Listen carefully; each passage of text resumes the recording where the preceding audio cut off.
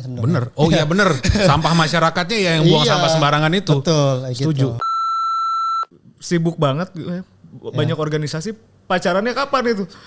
Iya. Lu punya pacar juga aja bro. Siapa tahu gitu kan anak muda. Lu gak sibuk juga gak punya pacar, jangan gitu lah. Punya pacar gak? Punya. Tuh dia punya tuh. Punya lah Bangko. Iya, siap. Lupa dia Bangko. Iya. Nggak mudeng ya? Gengsi. Nggak relate ya om ini. Iya. Tapi aku sebel tuh kemarin tuh, debat-debat kemarin tuh. Kenapa? Topiknya lingkungan. Yang dibahas apa? Coba. Masa susah melahirkan orang kuat melahirkan masa yang indah, masa yang indah melahirkan orang yang lemah, orang yang lemah melahirkan masa yang susah lagi. Gitu. Pernah dengar ya? Pernah. Bullshit kalau saya bilang mah. Tahu nggak kenapa? Gimana cara Mas menyelesaikan sampah masyarakat Satria Mahathir ya? Aduh. Silakan. Aku meyakini gini, ada orang yang sekiranya dia itu Ini boom sih tadi. nggak bisa diulang gitu ya. Jadi udah ada orang-orang yang harus mati aja gitu.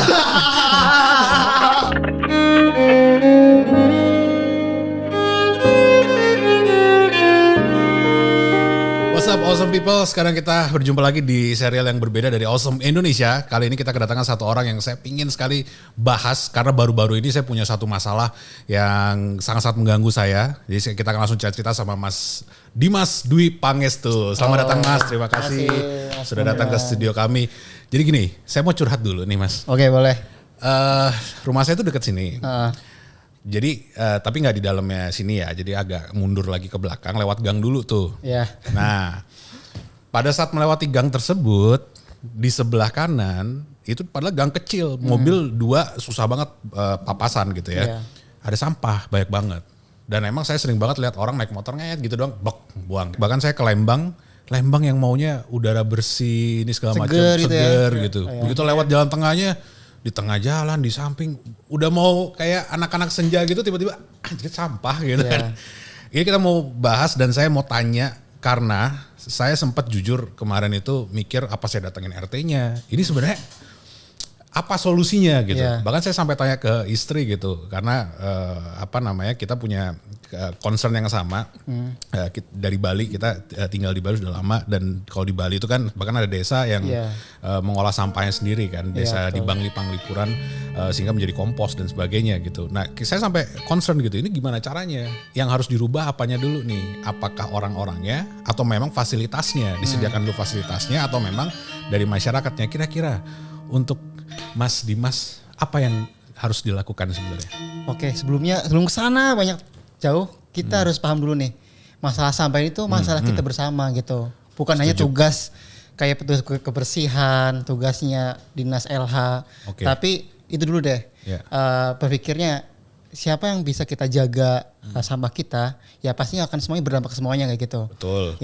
Itu dulu sebelum nanti ke jauh kayak mungkin kalau bisa kita bermimpi bahwa Indonesia bebas sampah kayak di misalnya Belanda, Jerman, di sana kan mereka punya alat-alat kayak kemarin teman-teman di Pandapara datang ke sana belajar tentang mekanis sampah, di sana sudah sangat top. Mungkin kita 100 tahun lagi lah. Masih terlalu jauh lah. Harus realistis lah. Boleh kita atur yang step by step ya. Nah, kita itu dulu. Sadar dulu masalah sampah ini adalah masalah kita bersama.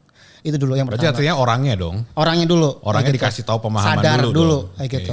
Itu yang pertama. Nah, berikutnya Dimas sebagai Gen Z ya di sini, masih umur 20-an juga. Nah, sombong dia. Nah, di sana kita tuh harus ini sih kalau kita di sini kita di era sosial media yang luar biasa.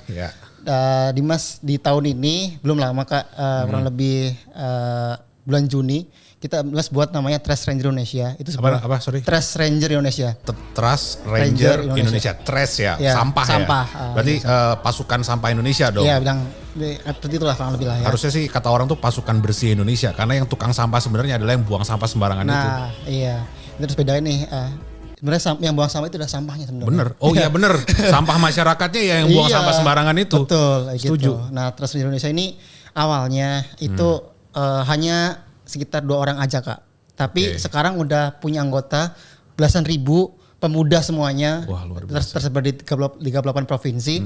Kita secara konkret mengkampanyekan isu lingkungan secara berkelanjutan. Oke. Nah, di sini kita nanti Sorry saya potong. Tadi poin keduanya kan akhirnya ada gerakan dari Mas Dimas dan kawan-kawan kan Ya. untuk dari organisasinya untuk membuat satu pergerakan organisasi untuk membantu mengakomodir atau mengkampanyekan dan ada kegiatan lainnya nggak? Maksudnya kayak jadi dari sana tuh kita ada 7 pilar, Kak. Ada 7 pilar atau 7 fokus tentang pertama itu berkaitan tentang energi terbarukan. Kita concern di sana bahwa sampah itu bisa diolah jadi energi, jadi listrik dan lain sebagainya. Oh, nih lu tahu nih para orang bodoh, nih sampah bisa lu olah gitu ya? Iya, Oke, berarti dikasih edukasi, Iya. oke. Ya, pilar kedua Luar itu biasa. berkaitan dengan manajemen sampah dan juga bagaimana clean up seperti itu. Oke. Pilar kedua. Pilar ketiga itu berkaitan tentang limbah kosmetik. Nah, Oke. pilar keempat itu berkaitan tentang Kenapa khusus yang kosmetik? karena di Indonesia yang Dimas rasa itu masih jarang banget edukasi dan juga kampanye mengenai limbah kosmetik. Kebanyakan tuh orang-orang batu baterai, kemudian teman-teman cewek-cewek skincare di mana kadang sampahnya ditumpuk kebanyakan. Dan ini kita kemarin bulan September kita ada ambil momen G30 itu untuk ambil gerakan limbah kosmetik ini dan terkumpul banyak dan kita sumbangkan ke mitra kita untuk diolah kosmetik kayak gitu. Itu menurut aku penting untuk dimulai dari kota besar Jakarta seperti ini, masih limbah kosmetik sangat banyak dan kita mencoba untuk ambil poin ini karena masih jarang komunitas mungkin yang concern di isu limbah kosmetik ini kayak gitu. Jadi kita ingin masifkan info tentang limbah kosmetik ini tuh juga berbahaya dan juga penting di sisi lain yang tadi seperti itu. Poin ketiga terus poin keempat Tentang polusi dan juga pencemaran di sana. Ya Jakarta dan lain sebagainya itu tentang penanganan karbon yang sekarang kita meningkat kegiatannya kebanyakan tentang penanaman mangrove, kemudian terumbu karang dan lain sebagainya. Nah, berikutnya itu berkaitan tentang bagaimana caranya agar kita juga ada penelitian, pengembangan dan juga pengabdian. Nah, di situ kita bagaimana cara menemukan inovasi tentang bagaimana inovasi-inovasi yang dilakukan dan pengabdian ini diaplikasikan gitu ke masyarakat. Kita bikin kemarin pengabdian masyarakat yang berkelanjutan, ini yang beda nih. Kebanyakan pengabdian atau program pemerintah datang udah siap, udah lengkap, padahal masyarakatnya nggak butuh. Ya. Formalitas. Ya, kita tahu lah. Ya, gitu kan. Project. Nah, Udah sampai situ aja. ya. Oke. Yang penting beres sih itu kan. Yang penting beres. Tapi kita enggak, kita datang ke sana, kita asesmen, kita beri nilai sebulan. Mereka butuhnya apa sih kayak gitu. Dan Dimas juga kebetulan dari ini Kak sekolah kedinasan di bawah Kementerian Sosial, Politeknik Kesejahteraan Sosial Bandung, dan kita juga lagi oprek sebenarnya, boleh lagi pendaftaran, boleh teman-teman juga daftar di sana. Nah, di sana Kalau mau daftar kemana? di PMB Poltek Esos Bandung di sana. Oke, Ya, siap. di sana. Nah, kita belajar tentang bagaimana pemberdayaan masyarakat yang berkelanjutan. Nah, ini yang beda mungkin dibandingkan teman-teman yang ikut bikin pengabdian masyarakat. Jadi program mereka datang selesai sudah, tapi program tidak berjalan seterusnya. Kita beda. Kita pengabdian kemarin di Garut tuh bagaimana program yang kita jalankan sehingga sekarang pun masih berjalan programnya. Bentar. Aslinya dari mana, Mas? Saya aslinya dari Kebumen Jawa Tengah. Kebumen Jawa Tengah. Kuliah di Bandung. Kuliah di Bandung, oke. Kebanyakan sekarang stay di Jakarta. Oh, Nah, gitu. tapi aslinya Kebumen, Jawa Tengah ya? Betul. Boleh sebelum ke Lingga lagi, boleh tanya nggak kenapa kok akhirnya mau ambil kegiatan ini gitu? Kalau orang lain kan mungkin kayak ada yang gue pengen jadi YouTuber nih kalau gede gitu. Benar nggak sih? apa, ya? Gue kayak Lingga pengen jadi apa? Maksudnya pengen spesialis what do you do for living nanti kira-kira? Ya usaha kayak gitu. Ya ada yang buka usaha. Iya. Enggak, lu bukan itu jawaban lu dulu. Bukan itu, lu pengen jadi apa? Mata-mata Rusia. Ngomong aja kali, kenapa? Ngomong aja kali. Lupa. Gimana sih? Enggak lu politik apa segala macam Oh enggak, kemarin. itu hobi untuk belajar aja kan. Lu bilang mau jadi hubungan internasional politik dan sebagainya kemarin. Oh iya. Udah mulai lupa. Udah. Apa mau ngurusin ini aja sampah mulai masyarakat kepikiran. sama Mas Dimas? Kayaknya sampah asik juga sih. Enggak, ya gitu kan. Artinya banyak orang, saya sendiri juga waktu kecil apa kalau tanya insinyur apa. Kalau Iya. Mas Dimas kok bisa ngurusin ini kenapa? Yang awalnya Dimas tuh memang suka main kan Kak. Suka main, awalnya dari suka main dulu nih. Suka main di tempat wisata tapi itu banyak sampah. Itu timbul dari keresahan itu. Dan dari dulu SMA tuh aktif memang ikut banyak organisasi, lomba dan lain sebagainya hingga sekarang pun. Dan akhirnya sekarang kenapa? Karena risih aja. Ada dimana saya lebih suka itu di pemberdayaan pemudanya, Kak. Isu lingkungan ini adalah salah satu yang aku suka kayak gitu. Tapi memberdayakan pemuda, memberdayakan teman-teman tuh passion mungkin dikatakan. Oke. Ya. Jadi memang kita perlu inti istilahnya yang pendorongnya ya gitu loh. Resah dulu. Ya, jadi mungkin topiknya tentang lingkungan tadi, tapi memang dari dalam hasrat dorongannya adalah pengen suka ngegerakin, sebagainya gitu ya. Betul. Tapi emang banyak anak muda Gen Z sekarang resah ya. Iya. Sama banyak yang Tentang meresahkan lingkungan juga ya. ya. Cuman tau gak sih kalian Gen Z ya? Aduh. Ini kayak Enggak. Jadi kita milenial juga itu sering dikatain gitu, males lah apa segala macam. Iya. Padahal gini, pernah dengar nggak yang katanya masa susah itu melahirkan coba? Masa susah melahirkan orang kuat melahirkan masa yang indah melahirkan orang yang lemah, orang yang lemah melahirkan masa yang susah lagi. Gitu. Pernah dengar ya? Pernah. Bullshit kalau saya bilang mah. Tahu nggak kenapa? Karena itu memang kita harus lakukan sebagai manusia untuk membuat yang terbaik terus menerus. Dan sekarang bukan karena milenial dan Gen Z lemah, tapi karena memang sudah diselesaikan PR-nya sama yang terdahulu, kita sekarang boleh dong mikirin lingkungan. Iya. Kita boleh dong sekarang nggak kayak dulu harus cari kerja pakai CV lagi yang seperti apa. Enggak, kita boleh dong yang seolah kelihatannya males untuk mereka. Padahal ini suatu kreativitas yang harus kita lakukan. Iya. Nah, maka dari itu sekarang akhirnya mulai mikirin kalau tadi bilang keresahannya banyak tentang lingkungan itu karena memang sudah harus waktunya untuk memikirkan itu. Jadi kalau misalkan para generasi sebelum kita ngomong wah lu mikirinnya aneh-aneh mulu, cari duit lah atau apa, ya itu kan generasi elu. Iya. Generasi kita sekarang karena lo udah siapin kemarin, kita udah bisa mikirin hal yang kemarin tidak dipikirkan karena masa-masa perang itu sudah lewat gitu loh. Kita sekarang masa-masa untuk membaikan gitu kan, istilahnya tacap-tacap lah gitu. Nah, jadi keresahannya tadi dari awalnya pergi ke lingkungan terus suka main jalan-jalan ya gitu. Tapi karena punya dorongan untuk berorganisasi dan menggerakkan. Ada berapa sekarang anggotanya tadi? Trash Ranger di Indonesia itu kita punya belasan ribu yang tersebar di seluruh provinsi Indonesia. Seluruh provinsi Indonesia. Lewat mana itu dia? Jadi kita Trash Indonesia sekarang itu di bawah naungannya Youth Range Indonesia. Itu sebuah inkubator organisasi pemuda yang dimana kita memaksimalkan potensi dari setiap pemuda di Indonesia. Oke, sebelum kita gali lebih dalam ke sana, agak loncat tadi. Kita mau bahas tentang pemuda dulu. Ya. Tantangannya sebagai pemuda sebagai Gen Z itu memang benar Om, setuju kalau misalnya milenial ini membuat pondasi terus kita melanjutkan dan melihat dan menghadapi masalah yang lebih besar lagi. Tapi ada satu juga masalah pemuda adalah idealisme gitu. Betul. Ya kan? Masalah idealisme gini. Yang Mas Dimas lakukan sekarang kan non-profit. Betul. Non-profit organizations. Coba kita bayangkan seumur Om Reza. Iya. Anjing kayak gue jauh banget gitu. Gitu kan? Iya. Ada gue paling beda 4 tahun sama lu. Ada anak yang harus dikasih makan. Betul. Ada istri yang minta tuh nomor 3 tadi skincare gitu kan. So tahu kayak pernah punya istri aja lu. Ya, itu kan visioner gitu. Iya, oke, kan? lanjut. Gimana tuh cara menjaga atau tetap di dalam idealisme tersebut walaupun dengan tantangan yang ada dan harus realistis dong. Betul. Gitu kan. Kita nggak hidup di dunia idealis gitu. Idealisme ya silakan. Iya, bener banget, kita sebagai pemuda tuh punya hal yang nggak dipunya oleh semua orang, ideologi. Dan dari sini aku percaya bahwa ketika kita berbuat baik, kita juga akan mendapatkan hal baik juga. Setuju. Nenek saya bilang kayak gini, ketika kita ada tamu, kita memuliakan dengan baik. Ketika kita, harapannya apa? Ketika kita dimanapun, kita akan dibuat baik juga sama orang yang menerima kita. Dan itu terjadi. Dan aku percaya Allah itu akan membalas kebaikan kita semuanya. Oke lah, sekarang kita berbicara tentang kita memang Trash Ranger bergerak non-profit. Memang itu benar banget. Awalnya itu 2 orang, Dimas sama Akbar. Itu Dimas ikut event namanya Kebumen International Expo. Di sana tuh event 1 minggu di Kebumen, eventnya itu tentang bazar, kemudian investasi, kemudian tentang penampilan band-band Dewa 19 juga pernah main di Kebumen dan sholawatan. Nah di sana aku panitia di sana sebagai PIC sponsor. Nah ketika pulang jam 11 malam jam 12 pasti ngelewatin panggung. After konser sampah di mana-mana. Itu. Ini acara investasi. Tapi Tapi kok malah investasi sampah gitu. Iya kan? Istilahnya otaknya ini di mana gitu, malah nyampah gitu segala macam. Gitu.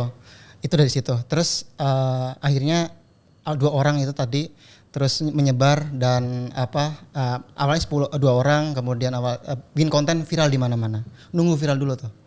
Awalnya nggak dirilik sama dinas LH apapun lah gitulah. Dan berikutnya Dimas sebelumnya juga aktif di 14 organisasi. Terus dapat gelar duta juga 5 duta. Terus juga alhamdulillah juga jadi mahasiswa berprestasi juga. Itu di waktu yang bersamaan. Iya. Ini sorry nih, sibuk banget, banyak organisasi. Pacarannya kapan itu? Iya. Lu punya pacar juga aja bro. Siapa tahu gitu kan anak muda. Lu gak sibuk juga gak punya pacar, jangan gitu lah. Punya pacar gak? Punya. Oh tuh dia punya tuh.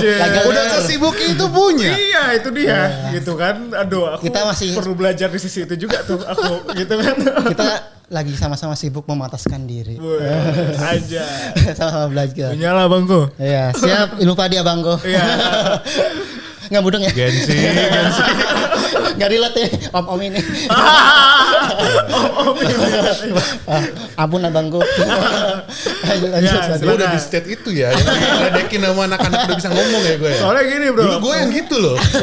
Gitu oke. Ya itu awal dari situ. Tapi alhamdulillah berjalan bersamaan. Dan ketika gerakan itu viral, ramai. Teman-teman Dimas yang di banyak di provinsi itu tanya. Dim, di provinsi gue ada nggak gitu? Nggak ada gitu. Ya nggak ada. Balik aku tantang. Kenapa nggak lu jadi pelopor di sana? Kenapa nggak lu jadi founder terbesar Indonesia di provinsi lu? Bottom up ya. Iya. Nah aku tantang balik kayak gitu. Dan akhirnya mereka terbuka. Emang bisa? Kenapa enggak? Kayak gitu. Mantap. Terus gimana prosesnya? Kita nggak punya budget. Kita bisa kolaborasi. Dan menurut aku di masa sekarang dengan ikut banyak organisasi, banyak kenalan, terhubung. Tadi yang Mas pernah ikut Indonesia Geopark Youth Forum, di sana itu sebuah mungkin pernah kata dengar Geopark, di sana itu adalah konsep pembangunan berkelanjutan. Itu adalah dari UNESCO, konsepnya itu adalah bentuk konkret dari 17 pilar. Kita jadi kompleks itu 11 pilar. Nah itu di Bappenas, di daerah itu di Bapeda, sehingga akses ke pemerintah cukup mudah di sana, seperti itu. Nah terus kita punya kita punya ideologi yang sama dan kita berbuat baik kok. Dan akhirnya aku tadi Mas bilang di awal bahwa kita jika berbuat baik akan dibalas baik juga. Keren. Dan tadi ya Kak, gerakan itu akhirnya diliput di Mas kayak di media dan apa. Ini apa sih kenapa? Awalnya jujur nggak mau nyerusin Prestasi Indonesia ini. Kayak kita Dimas sama Akbar itu tingkat akhir dan sama-sama sibuk. Kayak Akbar itu anak isi Surakarta, Dimas Poltekkes Bandung. Artinya ada prioritas yang harus dilakukan. Iya. Tapi desakan teman-teman dorongan dari masyarakat, dari teman-teman yang anggota kita, Kak Dimas kapan kita bikin aksi lagi? Kak main ke sini dong Banten, main ke Sumatera Utara gitu. Wah ini jadi serius nih gitu kan. Dan akhirnya ya udah menyebar semuanya dan dari situ rezeki datang sendiri. Diundang ke sana, sini dan peningkatan personal branding juga dan juga harus sebut juga ada Karinaldi juga yang jadi mewadahi Trust Ranger Indonesia di Youth Ranger, jadi gerakannya makin masif lagi dan jadi berdampak. Dan kita punya tagline, mari bergerak, ayo berdampak. Itu yang menjadi mari bergerak, ayo berdampak. Iya, jadi kita lebih banyak menggerakkan masyarakat dan pemuda khususnya. Keren banget. Mana yang lebih susah? Bikin pergerakan bottom up atau dapat dukungan dari pemerintah? Atau dari top down? Bikin gerakan di masyarakat. Lebih mudah itu bikin pergerakan. Dapat dari pemerintah kadang-kadang kita harus tunjukkan dulu. Harus viral dulu ya dibantu pemerintah ya. Oke gini, kalau gitu kasih tahu contohnya dong apa misalkan dari TRI tadi itu apa yang di daerah misalkan lakukan gitu. Ya, kita punya program yang pertama yang harus dilakukan setiap provinsi itu adalah namanya Youth Action Festival. Jadi itu adalah sebuah rangkaian kegiatan yang harus, jadi misalnya peserta ada 50 dibagi kelompok dan itu mereka harus menghasilkan draft resolusi yang nantinya di hari jadi seminggu 50 orang dibagi kelompok membahas isu tentang lingkungan, dibagi itu mereka menghasilkan draft resolusi. Di hari kegiatan mereka akan ada konferensi di mana mereka memaparkan hasil resolusi mereka dari isu yang dibahas. Nah harus ada talk show di hari H. Terus kalau di Kebumen yang udah melaksanakan ini itu adalah Kebumen sama Jawa Barat. Dan terus tadi ya masihkan resolusi. Terus berikutnya adalah kita bikin deklarasi pemuda. Itu adalah kita komitmen kita, kan ini adalah perwakilan di setiap daerah gitu ya Kak. Dan mereka harus berkomitmen jadi pelopor kembali lagi ke daerahnya. Mereka harus menyebarkan gerakan ini agar lebih masif gitu. Terus ada penanaman mangrove disesuaikan dengan konsep provinsi masing-masing. Ada pas itu kita clean up di sana dan juga terakhir kita ada berbagi juga kayak gitu. Itu jadi bentuk leadership kita untuk masyarakat. Itu tindakan kegiatan yang bisa dilakukan dan sedang dilakukan sekarang untuk outcome di mana masyarakat akan sadar bahwa sampah itu harusnya didaur ulang kembali gitu kan, diolah kembali sehingga tidak menumpuk dan menjadikan rumah kita yang cuma punya satu planet loh, kita ini kan di tempat yang sama itu akhirnya menumpuk dan akhirnya lingkungan ini menjadi tidak sehat lagi gitu kan. Karena gini, yang mau saya tanyakan berarti kan tadi kita sepakat bahwa bukan dari top down, bukan dari sistemnya, duitnya segala macamnya, tapi dari mindsetnya terlebih dahulu kan.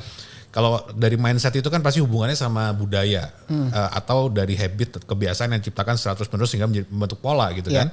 Nah kalau di Bali kenapa bisa bersih, orang bilang bersih, tempatnya healing sebagainya, karena culture-nya sendiri itu memang sudah berhubungan sama Trihita Karana misalkan, dan kayaknya di daerah lain ada deh istilah yang sama gitu ya.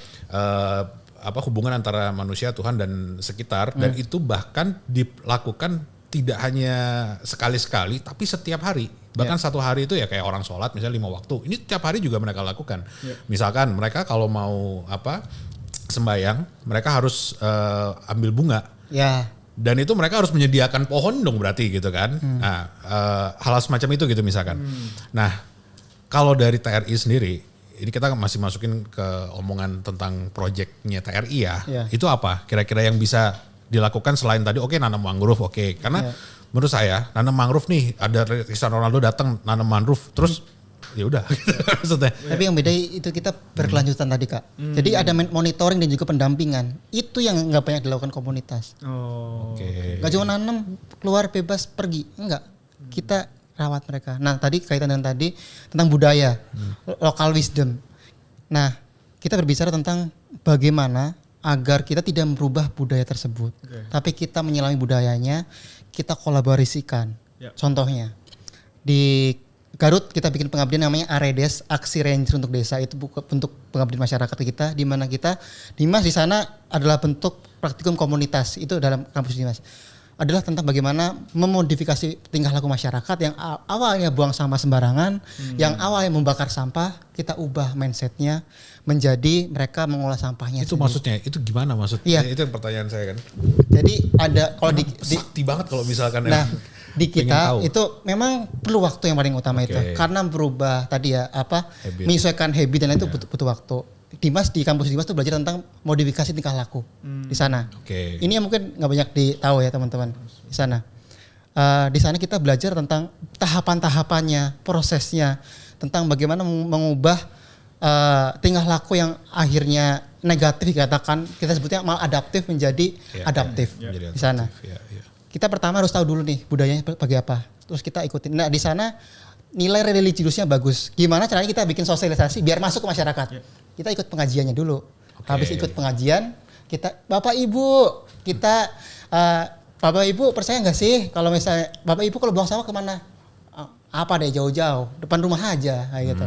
Terus gimana dibakar kayak gitu. Terus kita tuh pagi-pagi seger-seger, bawa sampah nih gitu kan orang-orang. Aduh. Terus kita tampar lagi dengan fakta. Bapak Ibu di desa Ibu, Bapak Ibu pasti kita lihat di data stunting tinggi. Kira-kira kenapa gitu. Mereka jawab apa-apa. Bapak Ibu percaya nggak sih bahwa itu akibatnya salah satunya membakar sampah gitu. Asapnya masuk ke ibu hamil. Oh apa iya benar deh gitu. Iya ibu kita tadi jadi pelan-pelan tuh masuk tuh ke benak mereka. Soft ke banget itu ya. Oke, mereka sadar ternyata bakar sampah depan rumah nggak bagus. Dapat poin 1 kita. Ya udah ke-trigger tuh orang. Terus kita nanya, Bapak Ibu buang sampah kemana? Saya solokan di depan deh. Terus airnya kemana itu? Ke ke irigasi tani gitu. Terus kita nih, Bapak Ibu, sekarang tahun ini gimana hasil panennya? Sebagian tahun naik atau turun? Iya, dia turun ini gitu. Pupuk mahal gitu bilang gitu. Tahu nggak kenapa? Itu Iya. karena Lu Bapak juga Ibu buang sampah itu lagi ada yang ngirim santet ke tempat Ibu. Daripada ke sana gitu kan. Mending kita kasih tahu karena ada buang sampah, aliran yang masuk. Keren banget. Itu keren, luar biasa ya. Tapi Gitu. saya agak dejavu sedikit karena omongan ini udah pernah dilontarkan sama Bung Hatta ketika dia bilang setiap daerah tuh punya budayanya masing-masing, Betul, ya kan, dan pembangunan di budaya masing-masing itu sangat penting dan awareness itu yang sangat hebat. Tapi dari yang kita dengerin dari tadi kayaknya gampang banget, ya kan? Kayak maksud itu kayak dilakuinnya gampang banget. Pengen tahu dong kesusahan atau tantangan terbesarnya gitu selama eksekusi itu apa gitu ya. Ya paling utamanya pasti budget apa ya. Waduh. Tapi kita punya Semuanya konsep serba hepeng ya. Iya. Kita punya konsep namanya zero budget dalam bikin event.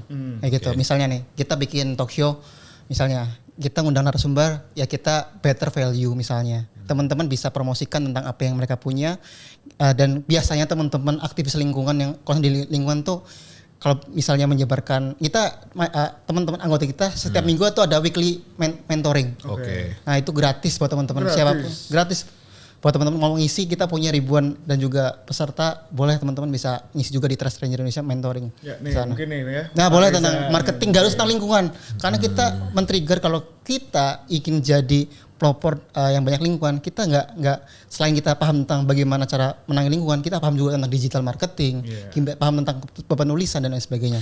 Sebenarnya kalau kita sih, saya dan tim gitu ya, lebih ke arah brandingnya sebenarnya. Betul. Jadi artinya misalkan ya, kalau kita bisa ini mikir cepat aja ya.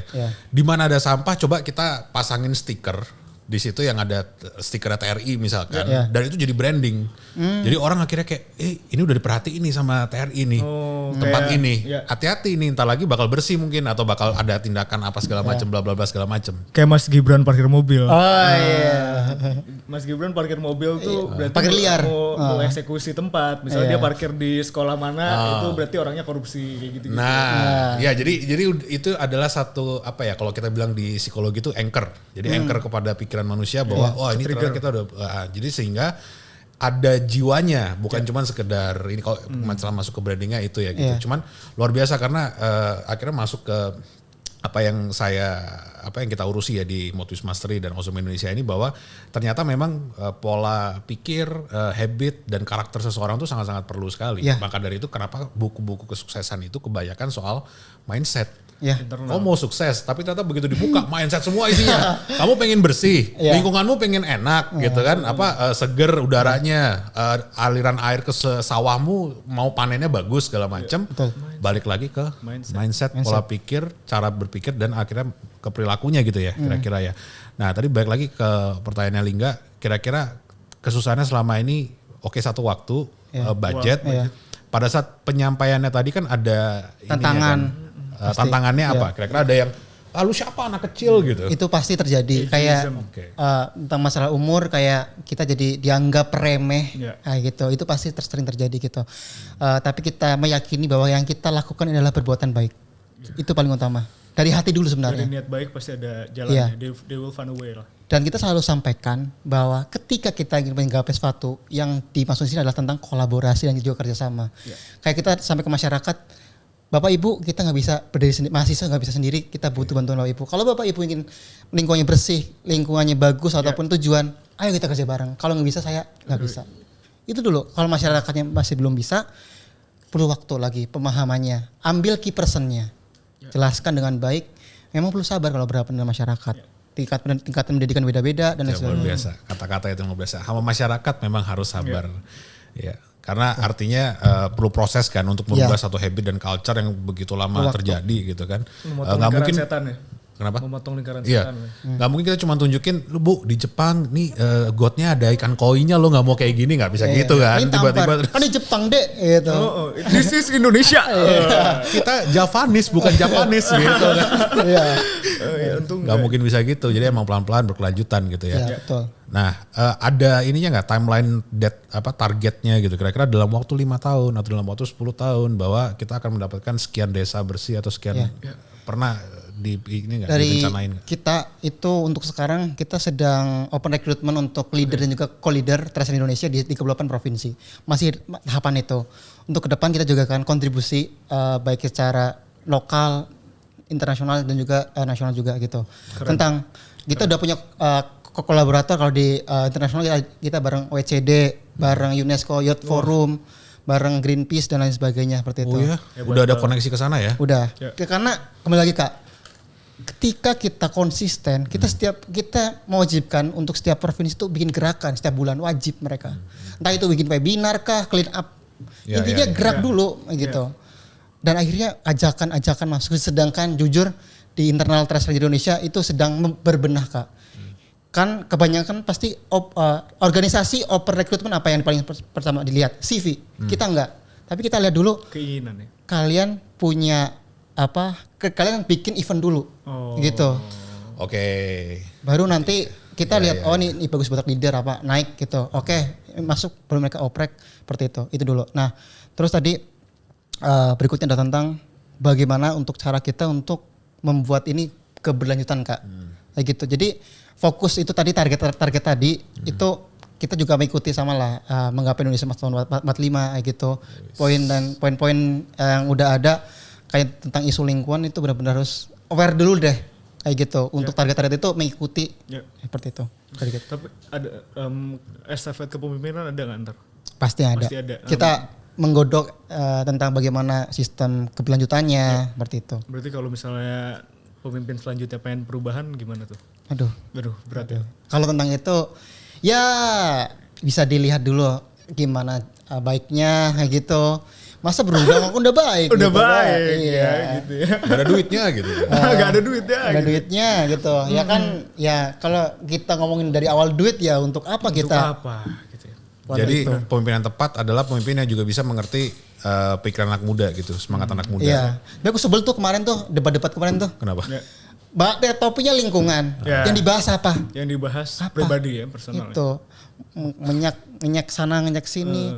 Yang kita kayak Bang Owen kayak pas itu lihat ikut juga nonton di narasikan di musyawarah kayak isinya apa kayak gitu. Kita yang kayak concern di peduli lingkungan kayak ini cawapres apa sih gagasannya untuk lingkungan, walaupun ada ya di visi misi mereka dia juga baca ada tapi politiknya kurang tapi apa kayak gitu lebih ke arah bagaimana mendapatkan artinya suara. kan pada saat ngomong topik lingkungan itu dia harusnya bisa menyentuh orang-orang yang peduli soal topik tersebut kan, tapi malah tidak dibahas. Gitu ya. Enggak ada. Enggak kesentuh. Gitu. Ya kita harus kalau yang mau ya baca dulu semuanya kayak gitu baru paham 1 2 3 ke arah sini kayak gitu. Gitu. Oke. Harusnya gimana sebenarnya menurut Mas Dimas?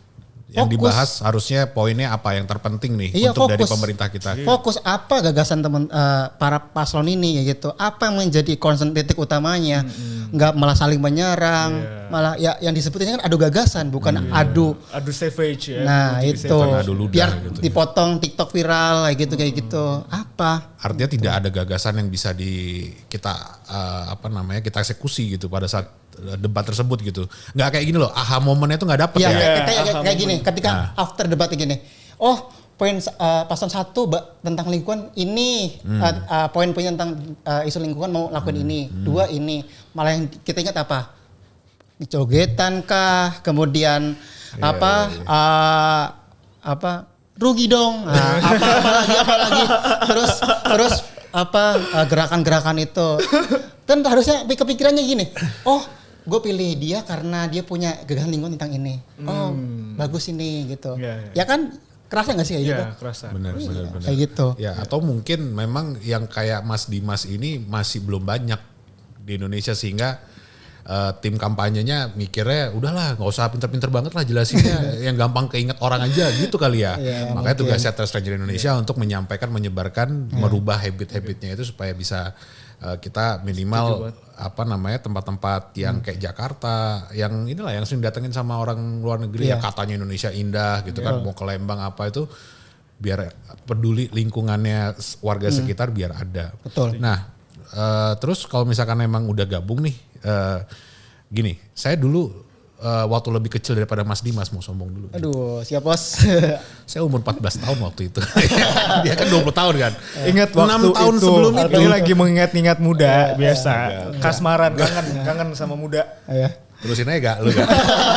Jadi waktu gue masih umur belasan tahun itu kalau saya SMA SMP itu gue ngebuat satu komunitas magician. Namanya Magician World Society. Pertama juga cuman pengen ngumpul-ngumpul aja karena saya di Bali waktu itu. Ya. Di Bali pulau kecil yang terisolasi dari semua. Kalau di Jakarta kan masih ada Bekasi, masih ada Jawa Tengah nyambung lah segala macam. Kalau Bali itu terkukung banget tuh. Jadi cuman itu aja. Nah, sedangkan saya itu sampai dulu bilang ke mama saya waktu mama saya ke Jakarta, coba deh cariin, masa nggak ada magic shop sih di Indonesia? Masa cuma ada di luar negeri doang? Akhirnya mama saya pergi ke mall segala macam, nemu akhirnya ada magic shop, dia pulang bawa jadi magician, mau mainin kartu, coba pilih satu, jadi sakti banget, anjing gimana caranya? Pokoknya artinya kita terkukung aja di Bali. Betul. Nah, sampai akhirnya karena saya suka gadget, komputer, teknologi, akhirnya kita waktu itu lagi zaman-zamannya banyak yang posting di YouTube. YouTube baru-baru banget tuh. Saya kalau misalkan lihat tuh postingan saya 16 tahun lalu kalau nggak salah. Wow. Menandakan umur tuh ya. Iya. Terusin aja. Gue hitung ya. Oke, lanjut. Nggak apa-apa. Berarti sangat sama Raja Arab ini. Sangat sama Raja Arab ya. Iya. Reza juga sih nama gue, tapi nggak Aduh. Udah. Tadi gue mau masuk ke satu hal, tapi kayaknya terlalu sensitif. Oke, ya balik ya tadi apa Magician World Society. Gue karena gue di Bali, jadi gue pakai online tersebut YouTube. Gue pakai MIRC waktu itu masih pokoknya segala macam teknologi yang bisa untuk menyampaikan pesan message gue tentang dunia sulap gitu ya. Nah, dan akhirnya komunitasnya itu ada dari Sabang sampai Merauke. Setiap daerah ada, nggak mungkin belasan ribu karena magician sendiri totalnya nggak segitu banyak gitu kan. Tapi dari Sabang sampai Merauke, bahkan sampai di Australia, Malaysia juga pengen ikut gabung pada akhirnya. Tapi karena itu juga non-profit organization, nah, kita ngurusinnya tapi ada banyak hal ya kita urus, misalkan kayak rate misalkan. Jadi kalau perform itu rate-nya harus biar nggak bantai-bantaian nih satu daerah. Nah, kita sepakat yuk gitu, dan pasti ada meetingnya juga, pasti ada briefing, kita kesepakatan dan sebagainya ya kayak negara gitulah ya kan omongannya. Nah, kalau di dalam TRI ini maksud saya untuk mempertahankan orang yang begitu banyak selain memang sudah diseleksi dari awal. Itu apakah hanya kegiatan lagi tadi untuk optimalisasi dan mengotomatisasikan gitu. Gua kayak Vicky jadi mengotomatisasi itu seperti apa gitu supaya Mas Dimas pun akhirnya gue lagi pengen ngurusin yang lain lah, atau mungkin lagi ngurusin sama yang dunia-dunia internasional tadi UNESCO segala macam tetap berjalan itu rencananya? Pertama kita percaya bahwa sekarang anak muda, jadi kebanyakan anggota kita tuh SMA sampai umum juga ada, tapi kebanyakan mahasiswa sama SMA gitu. Kalau untuk anggota kita open untuk semuanya. Untuk jadi pengurus ada kriterianya kayak gitu. Nah sekarang Dimas nggak hanya di Trust Ranger, juga di Geopark, di Yacht Ranger juga. Kita ada konsepnya adalah ada Dimas kan sebagai CEO-nya. Nah, di bawahnya itu ada leadernya. Dan itu masih SMA, namanya Regina. Jadi leader Indonesia.